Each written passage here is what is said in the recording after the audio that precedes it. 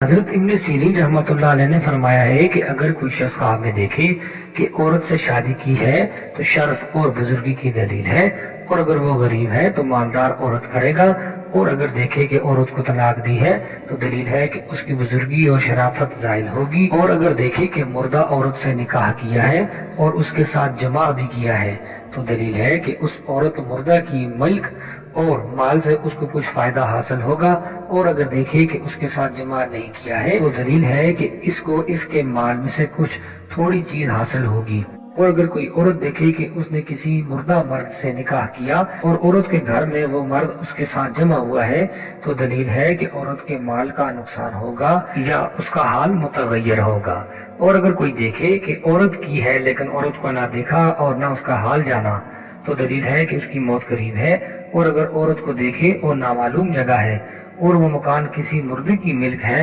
اور وہ مرد اس عورت کے ساتھ جمع ہوا ہے تو دلیل ہے کہ وہ عورت مرے گی، اور اگر وہ مکان معلوم ہے تو عورت کے نقصان کی دلیل ہے۔ حضرت ابراہیم کرمانی رحمۃ اللہ علیہ نے فرمایا ہے کہ اگر شوہردار عورت خواب میں دیکھے کہ اس کا دوسرا شوہر ہے اور شادی کو نہیں دیکھا ہے تو یہ عزت اور شرف اور زیادتی مال کی دلیل ہے، اور اگر کوئی دیکھے کہ اس کی شادی ہونے والی ہے اور اس نے شادی کو نہیں دیکھا ہے اور نہ پہچانا ہے تو اس کے لیے موت کا خوف ہے، اور بعض کہتے ہیں کہ کوئی آدمی اس کے ہاتھ پر ہلاک ہوگا، اور اگر دیکھے کہ بیمار ہے اور نامعلوم عورت کا خواستگار ہوا ہے، یا کوئی دیکھے کہ اس کی عورت شوہر کرتی ہے اور اس شوہر کو وہ گھر میں لے گئی ہے تو دلیل ہے کہ اس سبیل سے